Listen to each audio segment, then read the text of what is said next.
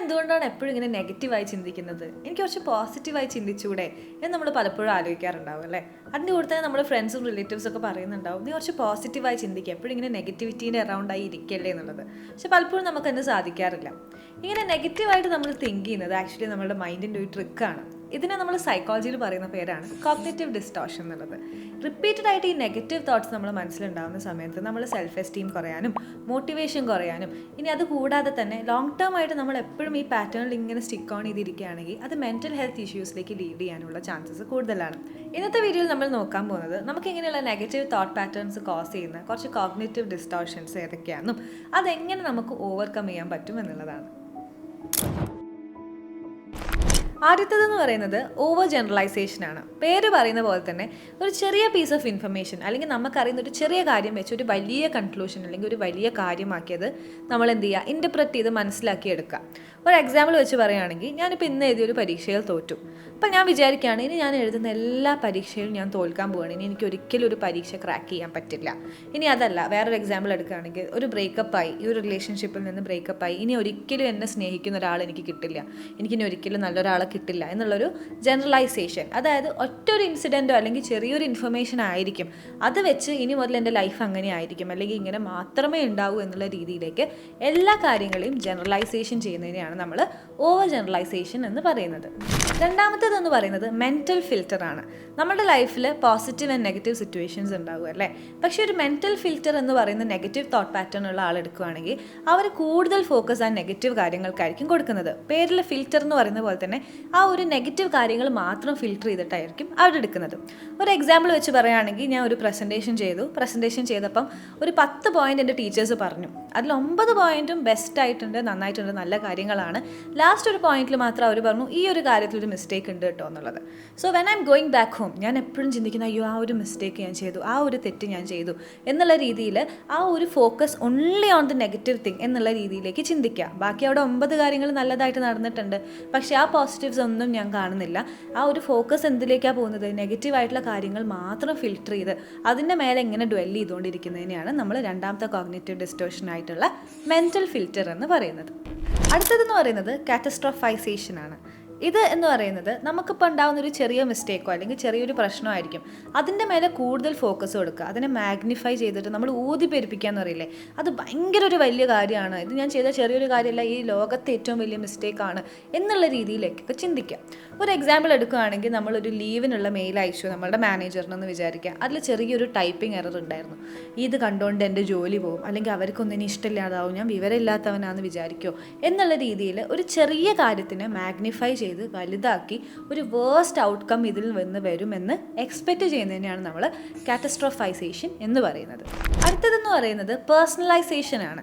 ഈ ടേമിൽ പറയുന്ന പോലെ തന്നെ എല്ലാ കാര്യങ്ങളും എൻ്റെ അറൗണ്ടാണ് അല്ലെങ്കിൽ ഞാൻ കാരണമാണ് എല്ലാം സംഭവിക്കുന്നത് എന്നുള്ളൊരു തോട്ട് പാറ്റേൺ ഡെവലപ്പ് ചെയ്യുക. ഒരു എക്സാമ്പിൾ വെച്ച് പറയുകയാണ്, ഇപ്പം ഞാനും എൻ്റെ ഫ്രണ്ടും പുറത്തു പോയി, ഒരു 10 മിനിറ്റിലേക്ക് എൻ്റെ ഫ്രണ്ട് ഭയങ്കര സൈലൻ്റ് ആയിരിക്കുകയാണ്. അപ്പം ഞാൻ ചിന്തിക്കുകയാണ്, ഞാൻ എന്തോ ചെയ്തുകൊണ്ടാണ് കേട്ടോ ഇവൾ എൻ്റെ അടുത്ത് മിണ്ടാത്തത്, ഞാനൊരു ചീത്ത ഫ്രണ്ടാണോ, അങ്ങനെയുള്ള ആ ഒരു എല്ലാ കാര്യങ്ങളും സെൽഫ് ബ്ലെയിം അല്ലെങ്കിൽ എൻ്റെ പ്രശ്നമാണ് എന്നുള്ള രീതിയിലേക്ക് മാറ്റുന്നത്. വേറൊരു എക്സാമ്പിൾ എടുക്കുകയാണെങ്കിൽ, നമ്മളുടെ ഫ്രണ്ട്സ് എല്ലാവരും കൂടിയും ഒരു പാർട്ടിക്ക് പോയി, ചിലപ്പോൾ നമ്മൾ വിളിക്കാൻ മറന്നു പോയതായിരിക്കാം, വിളിച്ച് ഫോൺ കിട്ടാത്തതായിരിക്കാം, അങ്ങനെ എന്ത് റീസണും ആവാം.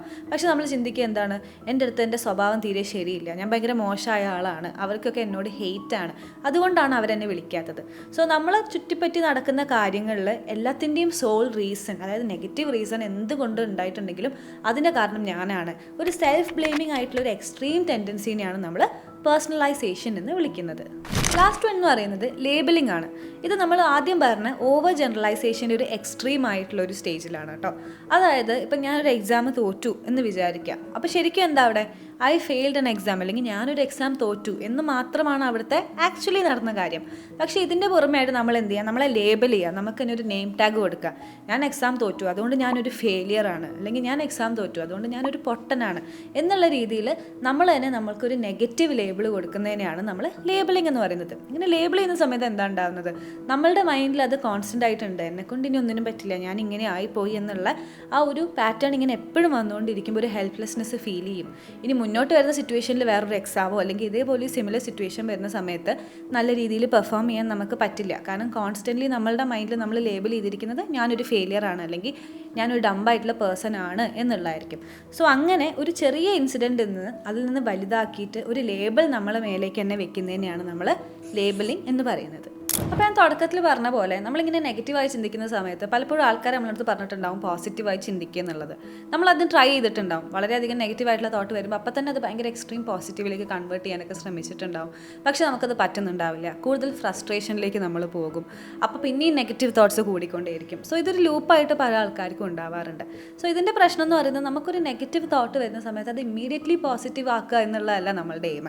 ഇത് എന്തുകൊണ്ടാണ് എനിക്ക് ഈ നെഗറ്റീവ് തോട്ട് വരുന്നത്, അല്ലെങ്കിൽ നമ്മൾ കണ്ടിന്യൂസ് ആയിട്ടുള്ളൊരു പാറ്റേൺ കാരണമായിരിക്കും ഇങ്ങനെ ചിന്തിക്കുന്നത്. ചില ആൾക്കാർ പേഴ്സണലൈസേഷൻ ആയിരിക്കും ചെയ്യുന്നത്, ചില ആൾക്കാർ ലേബിളിംഗ് ആയിരിക്കും ചെയ്യുന്നത്.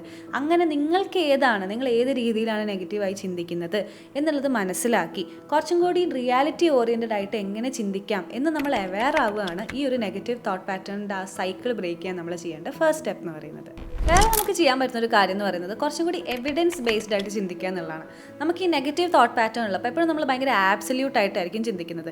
ഒരു എക്സാമ്പിൾ എടുക്കുകയാണെങ്കിൽ എനിക്കിപ്പോൾ നല്ലൊരു തലവേദന ഉണ്ട്, ഞാനിരുന്ന് ഗൂഗിൾ ചെയ്തിട്ട് എന്ത് ചെയ്തു, കണ്ടുപിടിച്ചു ഓക്കെ ഇതെനിക്ക് ബ്രെയിൻ ട്യൂമർ ആണ് എന്നുള്ളൊരു എക്സ്ട്രീം ഇതിലേക്ക് പോവുകയാണ്. അപ്പോൾ ആ സമയത്ത് എങ്ങനെയായിരിക്കും നമുക്കൊരു എവിഡൻസ് ഗ്യാദർ ചെയ്യാൻ പറ്റാം? നമുക്ക് അങ്ങനെ ഒരു തോട്ട് വന്നു, ഓക്കെ ചിലപ്പോൾ നമ്മൾ സെർച്ച് ചെയ്ത കുറേ സിംറ്റംസ് മാച്ച് ചെയ്യുന്നുണ്ടാവും. അവിടെ ഇരുന്ന് അതിനെക്കുറിച്ച് ചിന്തിച്ച് ഓവർ തിങ്ക് ചെയ്ത് നമ്മൾ തന്നെ ഡ്രൗൺ ചെയ്യാതെ പെട്ടെന്നൊരു ഡോക്ടറെ കാണിച്ച് അത് കാണോ അല്ലേ എന്നുള്ളത് കൺഫേം ചെയ്യുക. സോ അതൊരു എവിഡൻസ് ആണ് അല്ലേ. അതിൻ്റെ ശേഷം ആ ഒരു തോട്ട് അല്ലെങ്കിൽ ആ ഒരു നെഗറ്റീവ് പാറ്റേൺ അവിടെ റിസോൾവ് ആയി. ഇതേപോലെ തന്നെ നമുക്ക് വരുന്ന ഓരോരോ നെഗറ്റീവ് പാറ്റേൺസിനും എവിഡൻസ് കണ്ടുപിടിക്കാം. ഇപ്പോൾ ഇവിടെ നമുക്ക് ഡോക്ടറെ അടുത്ത് പോകേണ്ടി വന്നു. ഇനി അതല്ലാതെയുള്ള കാര്യങ്ങൾ, ഫോർ എക്സാമ്പിൾ നമ്മൾ തുടക്കത്തിൽ പറഞ്ഞിരുന്നു ഒരു റിലേഷൻഷിപ്പ് ബ്രേക്കപ്പായി, ഇനി എന്നെ ആരും സ്നേഹിക്കില്ല എന്ന് നമ്മൾ ചിന്തിക്കുക. ശരിക്കും അത് ശരിയാണോ? അല്ല. നമുക്ക് പറ്റുന്ന ഒരാൾ, നമ്മളെ മനസ്സിലാക്കുന്ന, നമ്മളെ കമ്മ്യൂണിക്കേഷൻ സ്റ്റൈലായിട്ട് മാച്ച് ചെയ്യുന്ന ഒരാളെ കാണുന്ന സമയത്ത് ചിലപ്പോൾ we will feel like that again. പിന്നെ ഒരു ഇഷ്ടം വരാം, സ്നേഹം വരാം, കുറച്ചും കൂടി ഒരു ബിലോങ്ങിങ്നെസ് വരാം എന്നുള്ള രീതിയിലേക്ക് നമുക്ക് പോവാം അല്ലേ. സോ ഏറ്റവും നല്ല കാര്യം എന്ന് പറയുന്നത് എന്തൊരു നെഗറ്റീവ് തോട്ട് വരുമ്പോഴും അത് കുറച്ചും കൂടി റിയാലിറ്റി ആയിട്ട് കണക്ട് ചെയ്യാൻ ശ്രമിക്കുക. ഇത് ശരിക്കുള്ള കാര്യമാണോ, ഇതിനെന്താണ് എവിഡൻസ് സപ്പോർട്ട് ചെയ്യുന്നത് എന്നുള്ളത് നമ്മൾ തന്നെ നമ്മളോട് ചോദിക്കുന്ന സമയത്ത് കുറച്ച് നെഗറ്റീവായിട്ടുള്ള ആബ്സല്യൂട്ടിൽ നിന്ന് കുറച്ചൊന്ന് ഇങ്ങോട്ടേക്ക് വന്ന് കുറച്ചും കൂടി കൈൻഡറായിട്ട് നമുക്ക് ചിന്തിക്കാൻ പറ്റും. അടുത്തതായി നമുക്ക് ചെയ്യാൻ പറ്റുന്ന ഒരു കാര്യം എന്ന് പറയുന്നത് നമ്മുടെ സെൽഫ് എസ്റ്റീമിൻ്റെ മേലെ വർക്ക് ചെയ്യുക എന്നുള്ളതാണ്. പലപ്പോഴും നമ്മളിങ്ങനെ നെഗറ്റീവായി ചിന്തിക്കുന്ന സമയത്ത് നമുക്കുണ്ടായിരുന്ന സ്ട്രെങ്സിനെ കുറിച്ചോ നമ്മൾ ചെയ്ത നല്ല കാര്യങ്ങളെക്കുറിച്ചൊക്കെ വളരെയധികം ഇഗ്നോർ ചെയ്യാനുള്ള ചാൻസ് കൂടുതലാണ്. ആ ഒരു സമയത്ത് ഇരുന്ന് നമ്മളുടെ സ്ട്രെങ്സ് എന്താണെന്ന് മനസ്സിലാക്കുക, അതിൻ്റെ മേലെ എങ്ങനെ വർക്ക് ചെയ്യണമെന്ന് മനസ്സിലാക്കുക. ഇനി എനിക്ക് കുറച്ച് ബുദ്ധിമുട്ടുകളുണ്ട് അല്ലെങ്കിൽ ഈ ഒരു ഏരിയയിൽ എനിക്ക് കുറച്ച് ബെറ്റർ ആവാനുണ്ട് എന്ന് തോന്നുന്ന ഏരിയാസ് എടുത്ത് അതിൻ്റെ മേലെ വർക്ക് ചെയ്യാനും ശ്രമിക്കാം. സോ നിങ്ങളെ മേലെ തന്നെ വർക്ക് ചെയ്യുന്ന സമയത്ത്, നമ്മളെ ബെറ്റർ ആക്കാൻ ശ്രമിക്കുന്ന സമയത്ത് തന്നെ നമ്മളുടെ സെൽഫ് എസ്റ്റീമിൽ നല്ല രീതിയിലൊരു ചേഞ്ച് കാണുന്നതായിരിക്കും. അതിൻ്റെ കൂടെ നമ്മൾ ശ്രദ്ധിക്കേണ്ട ഒരു കാര്യം എന്ന് പറയുന്നത് നമ്മൾ ഉള്ളൊരു എൻവയറമെൻ്റ് ആണ്. ചിലപ്പോൾ നമുക്കുണ്ടാകുന്ന ഈ നെഗറ്റീവ് തോട്ട്സ്, നെഗറ്റീവ് പാറ്റേൺസിനൊക്കെ ഫ്യൂവൽ ചെയ്യുന്ന ഒരു എൻവയറമെൻറ്റിലായിരിക്കും നമ്മൾ ഉണ്ടാകുന്നത്. എപ്പോഴും നെഗറ്റിവിറ്റി കേൾക്കുന്നത് അല്ലെങ്കിൽ നമ്മളെപ്പോഴും ഡീഗ്രേഡ് ചെയ്യുന്ന ഒരു എൻവയറമെൻ്റ് ആണെങ്കിൽ നമ്മളുടെ ഈ നെഗറ്റീവ് പാറ്റേൺസിന് അത് കുറച്ച് നെഗറ്റീവായിട്ട് തന്നെ എഫക്റ്റ് ചെയ്യാനുള്ള ചാൻസ് കൂടുതലാണ്.